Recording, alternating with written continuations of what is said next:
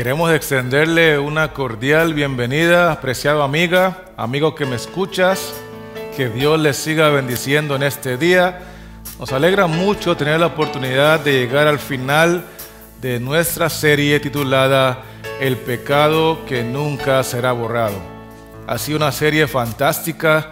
Hemos analizado a la luz de la Biblia varias facetas del Señor Jesús, varias funciones que Él desarrolla dentro del gran plan de salvación, y sin lugar a dudas debo decir que Dios nos ha bendecido grandemente, y hoy queremos culminar esta serie con la cuarta parte, con la cual confiamos que el Señor confirmará en nuestras mentes y corazones que sin Jesús nada bueno podemos hacer, pero con Jesús somos invencibles.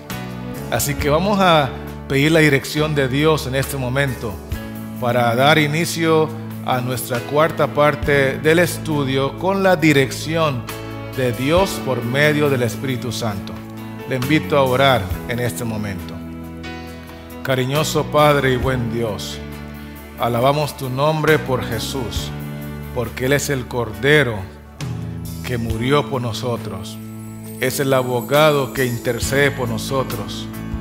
Y es el juez que juzgará a todos los seres humanos que rechacemos la salvación que encontramos en Él. Permite que esa no sea nuestra experiencia, Señor.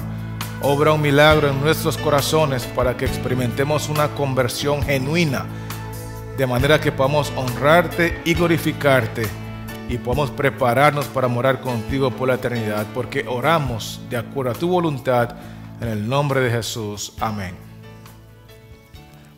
La pregunta número 18 que hemos de analizar en nuestra serie tiene que ver con el Señor Jesucristo en la perspectiva de la salvación que nos otorga y nos regala por fe y por gracia, pero tomando en cuenta en qué momento del juicio de Dios todavía nosotros podemos alcanzar esa salvación.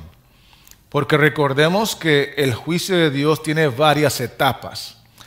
En un estudio previo habíamos visto que el juicio comienza primero por la casa de Dios, y después vimos que hay otra faceta del juicio donde son considerados aquellos que no fueron bautizados y que en algún momento fueron bautizados pero no convertidos.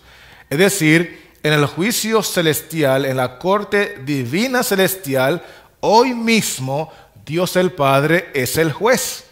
Los libros fueron abiertos y Dios el Padre es el juez. Jesucristo, que fue el Cordero hace muchos años, hoy en esa misma corte divina celestial es nuestro abogado. Pero eso es solamente la primera parte del juicio divino. Hay otra parte que leímos en el libro de Apocalipsis, que estudiamos, que los libros vuelven a ser abiertos, que aparece otra vez el juez, pero ya no es Dios el Padre, porque en esa etapa del juicio el Padre a nadie juzga, sino que dio el juicio a su Hijo por cuanto Él es el Hijo del Hombre. En esa etapa del juicio, los que son tomados en cuenta son los perdidos, porque los convertidos están adentro de la ciudad con Cristo por su gracia, por su amor y por su poder. Sin embargo, los perdidos están compuestos por dos grupos: los no bautizados, que podríamos llamar los mundanos para que se entienda más fácil, y los bautizados que fueron creyentes toda su vida, o el tiempo que profesaron ser creyentes, pero fueron creyentes de labios, mas no de corazón.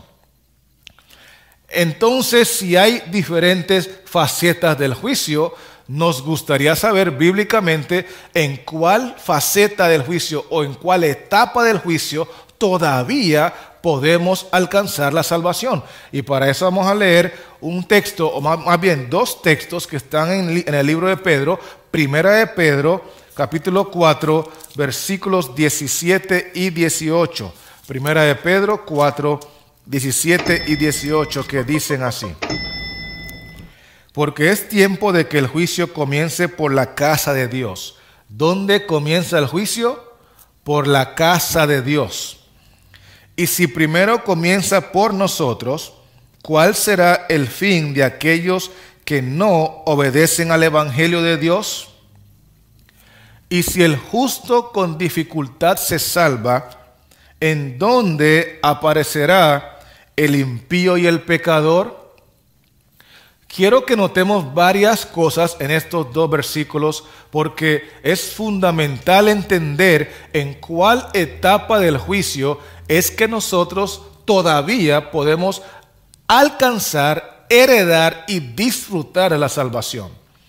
Aquí dice que el juicio comienza primero por la casa de Dios, dando a entender que el juicio tiene otras etapas. Por lo menos tiene otra etapa, porque si comienza primero por la casa de Dios, es porque continúa después por aquellos que no son de la casa. Así que en esta etapa del juicio, los que son considerados son los miembros de la casa, los que son bautizados en la casa de Dios. Y dentro de la casa, bautizados, tenemos al trigo y la cizaña, con la diferencia de que la cizaña solamente está bautizada, pero el trigo, por el poder de Jesús, experimentó una conversión genuina que lo capacitó para abandonar todo aquello que desagrada a Dios. Otro aspecto interesante en estos versículos es que la Biblia dice que el justo con dificultad se salva. Imagínese nada más lo que significa que el que está convertido, el trigo, el que está enamorado de Jesús, el que está en comunión con Jesús, el que está consagrado a Jesús, el que vive pensando siempre en la gloria de Jesús, con dificultad se salva. ¡Ay, papá! Si el justo con dificultad se salva, ¿a dónde va a aparecer el impío, que sería el mundano, el no bautizado, y el pecador, que sería el cristiano disfrazado? Porque aunque profesa ser cristiano, en realidad vive como un vil pecador. Yo no sé si usted ha escuchado alguna vez que usted habla con una persona que no le ha entregado la vida a Cristo, no se ha bautizado, no se ha arrepentido, no es cristiano, y usted está conversando con esa persona y esa persona le está comentando y compartiendo algunas de sus luchas, sus pruebas, sus debilidades. Por ejemplo, digamos que la persona dice: ¿sabe qué? Vieras cómo a mí me cuesta dejar el alcohol, yo disfruto beber, me encanta beber. Entonces el cristiano dice: fíjese que yo también. Oiga usted, por el amor de Dios. El mundano dice: vieras que cuando a mí me insultan, yo como que me caliento y me hierve la sangre y le digo hasta lo que se van a morir porque yo no aguanto. Usted me ve así como tranquilo, yo no aguanto, dice el mundano. ¿Y qué cree que es el cristiano? Yo también. Es decir, en realidad entre el cristiano y el mundano no hay ninguna diferencia. Lo que pasa es que el cristiano tiene una máscara, pero es un pecador igualito que el mundano. Por eso la Biblia dice que si el justo, el que está convertido, con dificultad se salva, ¿a dónde va a quedar el cristiano disfrazado y el que nunca se entregó a Cristo? Es obvio que van a quedar en el lago de fuego, perdidos para siempre. ¿Por qué es importante leer este texto? Porque la Biblia enseña que la salvación es por fe, pero que el juicio de Dios que inicia en la corte divina celestial solamente está tomando en cuenta a los de la casa, y de los que están en la casa solo se van a salvar los justos, los convertidos, y con dificultad se salvan. Imagínese usted. El texto dice dónde van a aparecer los que no obedecen el evangelio, porque algunos piensan que como Dios nos salva por gracia y por fe, no hay que obedecer, no hay que guardar los mandamientos, no hay que hacer nada. No, debo decirle que el texto dice que hay que obedecer el evangelio.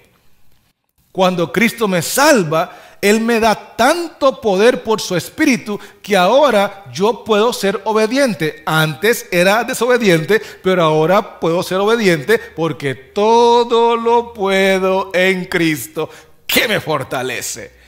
Era imposible para mí antes ser obediente, porque yo soy débil, porque mi naturaleza carnal me esclaviza al pecado. Pero es que ya no vivo yo, ahora vive Cristo en mí, y lo que era imposible para mí cuando estaba solo, ahora es posible por el poder de Dios. Así que en el juicio entiendo perfectamente que soy salvo por gracia, que soy salvo por fe, pero que esa gracia de Dios y ese poder que recibo de Dios a través del Espíritu Santo me capacita para obedecer el Evangelio de Jesús.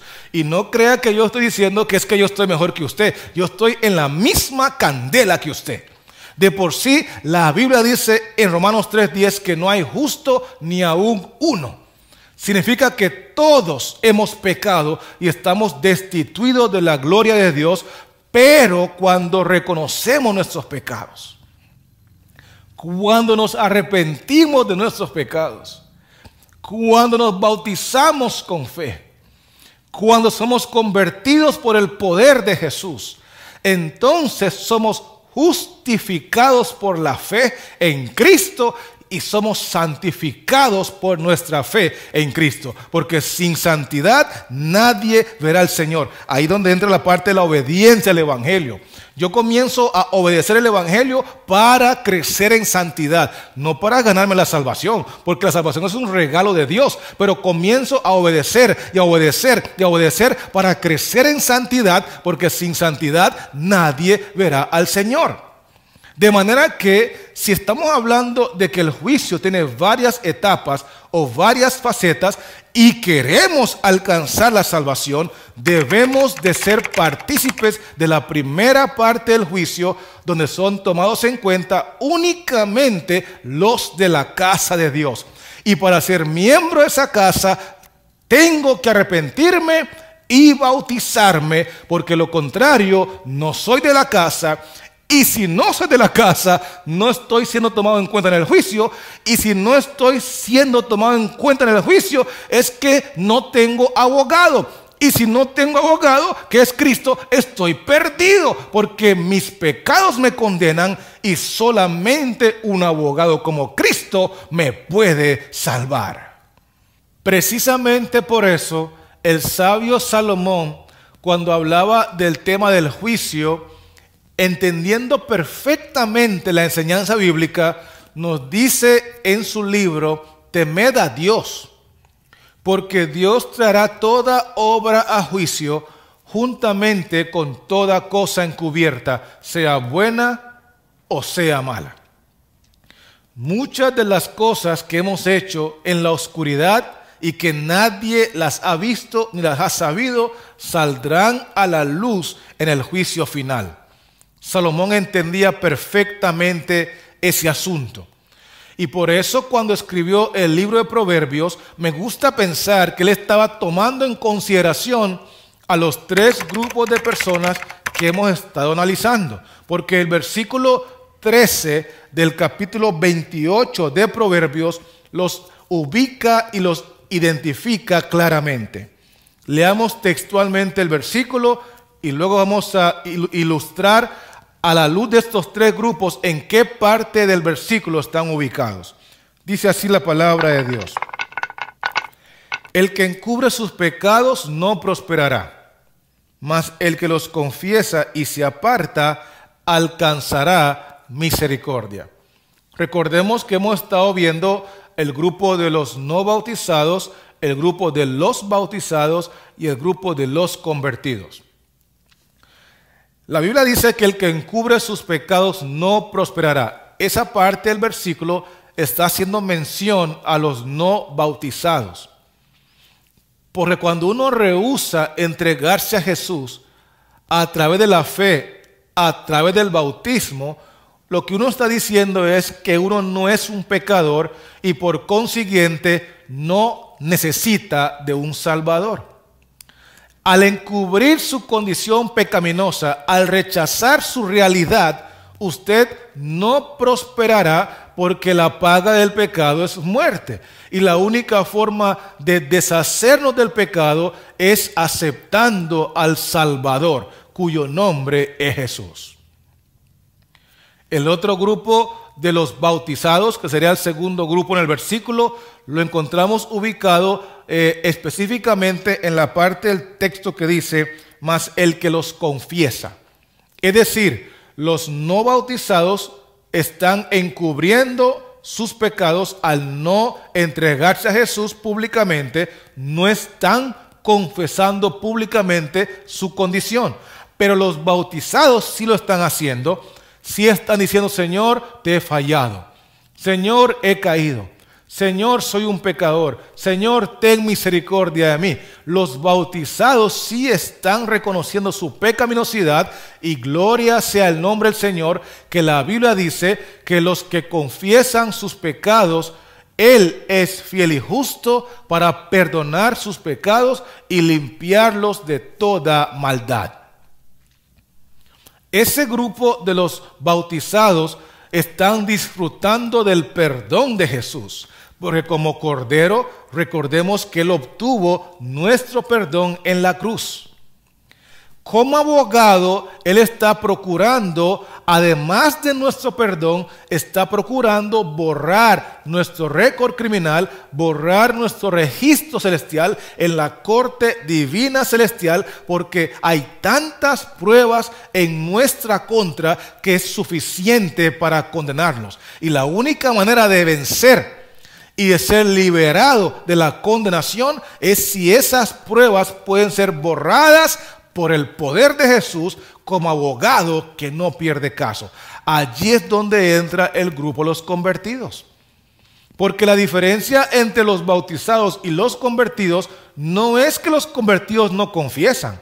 Los dos grupos confiesan. Los dos grupos han pecado. Los dos grupos han caído. Los dos grupos han adulterado. Los dos grupos han mentido. Los dos grupos han idolatrado. Los dos grupos han robado. Los dos grupos han odiado. Es decir, entre los bautizados y los convertidos, los dos han fallado porque todos hemos pecado y no hay justo ni aún uno. Pero la diferencia entre uno y el otro es que los convertidos, además de confesar, también se apartan de aquello que han confesado. Porque el texto dice, más el que los confiesa y se aparta. Escuche bien lo que dice Salomón. El que los confiesa y se aparta. ¿Qué significa eso en español? Bueno, permítame ilustrar lo que estoy diciendo. Imagínese que este moreno, Watson, tuviese a una amante llamada Pamela. Usted sabe, ¿verdad? Porque Pamela es una negra que tiene tumbao. Y cuando Watson ve a Pamela, ¡ay, papá! Entonces, aunque el hombre predica el evangelio, aunque el hombre da conferencias evangelísticas, aunque el hombre viaja de un lugar a otro anunciando que Cristo viene pronto, cuando termine de predicar, ¿qué cree? Se enreda con Pamela. Y Watson le ora a Jesús y le pide a Jesús, Señor, perdóname por mi adulterio. Y Jesús me perdona el adulterio. Mi pregunta para usted es, si usted está conectado va a responder correctamente. Mi pregunta para usted es, ¿cuándo es que Jesús va a borrar ese pecado de adulterio del registro de este moreno? Por supuesto lo va a borrar cuando yo haga ¿qué? Cuando yo corte con Pamela, de raíz. Corte con Pamela. Pamelita, no más visitas. No más tecitos, no más. Más bien, huele a peligro, Pamela. Huele a peligro. Porque solamente ese cuentito de que vengo a hablar con usted huele a peligro. ¿Saben qué? Cuando uno reconoce que el pecado se borra, cuando se abandona, uno entiende que el pecado que nunca será borrado es el pecado que yo no estoy dispuesto a abandonar. Si no estoy dispuesto a dejar a Pamela, ese pecado va a quedar registrado en el cielo por el tiempo necesario hasta el juicio final, donde el juez, que es Cristo, va a abrir los libros y ese pecado será revelado ante el universo como la condenación mía, porque no estuve dispuesto a abandonar a Pamelita por el amor de Jesús. Yo espero que me haya estado explicando. Yo espero que haya sido suficientemente claro, porque una cosa es confesar y otra cosa es confesar y abandonar. Y cuando uno está convertido, uno puede ser que caiga en un pecado, como Abraham cayó, como David cayó, como Pablo cayó, como todos hemos caído, pero cuando estamos convertidos nos levantamos por la gracia de Dios. ¿Por qué? Porque cuando confesamos, le decimos a Cristo: Señor, estoy arrepentido de haberte fallado. Pamela está muy buena y tiene mucho tumbado y muy acá, pero me siento mal de haber embarrado mi vida con Pamela y quiero que me des poder para decirle no al pecado y sí a Cristo. Señor, no solamente quiero tu perdón, también quiero poder. Señor, no solamente quiero saber que mi pecado sea perdonado, también quiero tener la seguridad de que sea borrado. Y entonces el mismo Jesús, que me perdona por su muerte en la cruz, como abogado que no pierde casos, me manda un bautismo fresco del Espíritu Santo y me renueva de poder y me renueva de gracia. Y cuando me encuentro con Pamela, le puedo decir en el nombre de Jesús: no más, se acabó.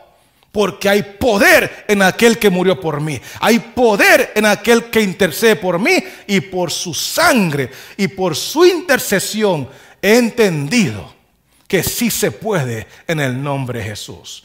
En el caso de Judas, por ejemplo, cuando él tenía su debilidad del dinero, porque Judas amaba el dinero. Judas era un avaro. Judas estaba dispuesto a hacer lo que sea por conseguir dinero. ¿Y saben qué? Pedía perdón, y pedía perdón, y pedía perdón. Y Dios lo perdonaba, y Dios lo perdonaba, y Dios lo perdonaba. Pero ¿sabe qué? Al final Judas, después de tantas caídas con el dinero, me acuerdo haber leído cuando la mujer trajo el perfume de alabastro para ungir a Cristo. Judas fue el de la idea de que eso era un desperdicio y que mejor lo hubieran vendido y que hubieran tenido dinero para ayudar a los pobres. Si usted lee la historia completa, él no quería ayudar a ningún pobre, él quería robarse el dinero porque era un ladrón y era el responsable de la tesorería del ministerio de Jesús. El hombre tenía luchas con el dinero. El hombre hacía cualquier cosa por dinero. Y cuando pedía perdón, Dios lo perdonaba. Cuando pedía perdón, Dios lo perdonaba. Pero ¿qué cree? Judas venció su debilidad, o más bien siguió cayendo en lo mismo. La Biblia dice que Judas llegó al punto de vender aún a su maestro por 30 piezas de plata. Y se perdió Judas no porque no tenía a un Salvador, porque así tenía el Cordero.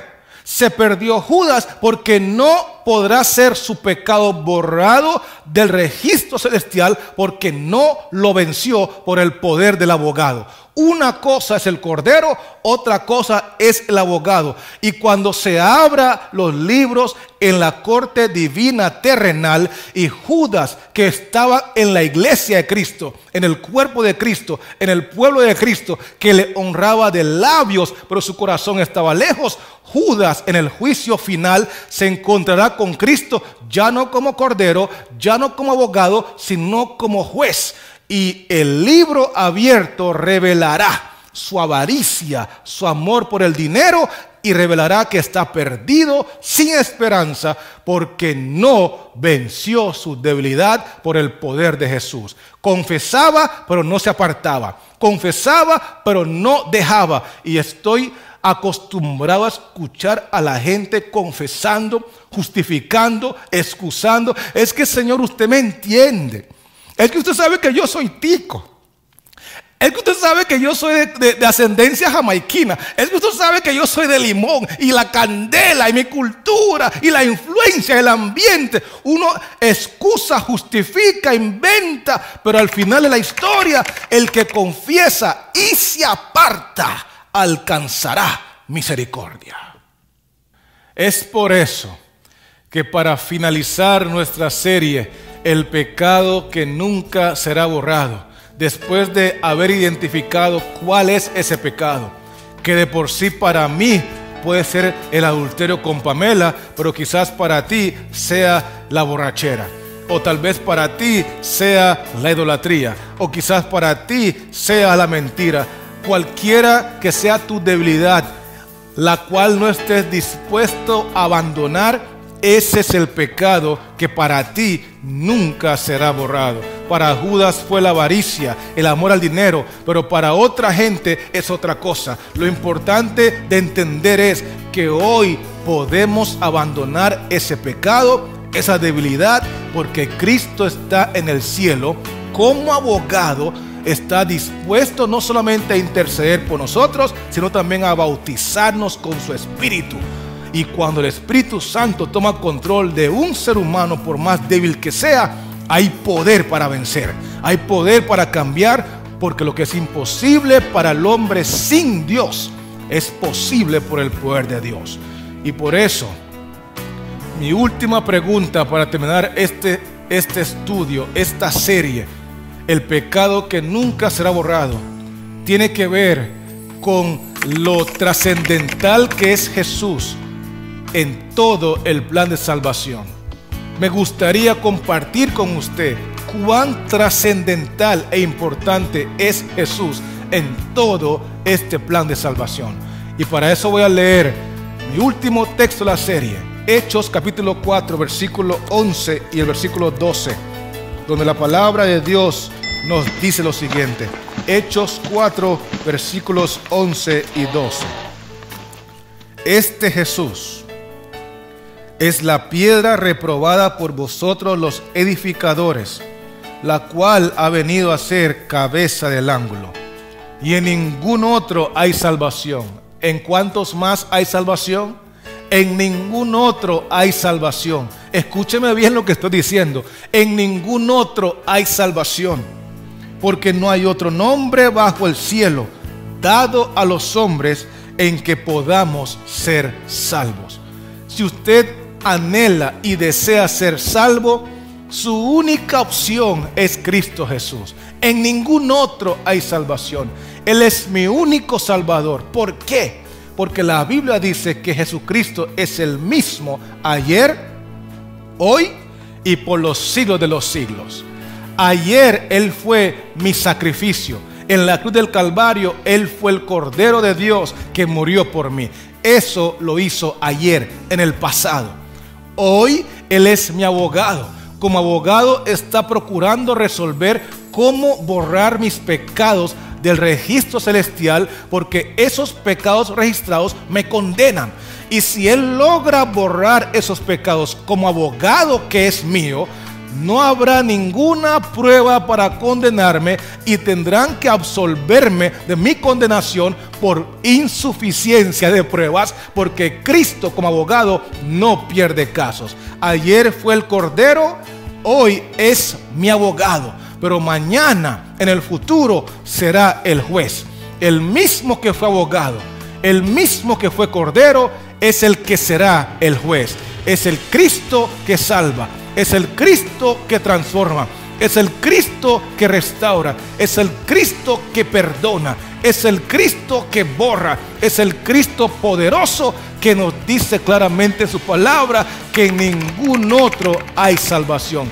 Él es el único que murió y al tercer día resucitó, ascendió al cielo para interceder por nosotros. Por eso es nuestro único y suficiente Salvador, porque no hay otro nombre bajo el cielo dado a los hombres en que podamos ser salvos, solamente en el nombre de Jesús, el Cordero del ayer, el abogado del hoy y el juez del mañana. Jesucristo es el mismo, ayer y hoy y por los siglos de los siglos. A Él sea la gloria, ahora y por siempre, por los siglos de los siglos. Que todos digamos a una, amén.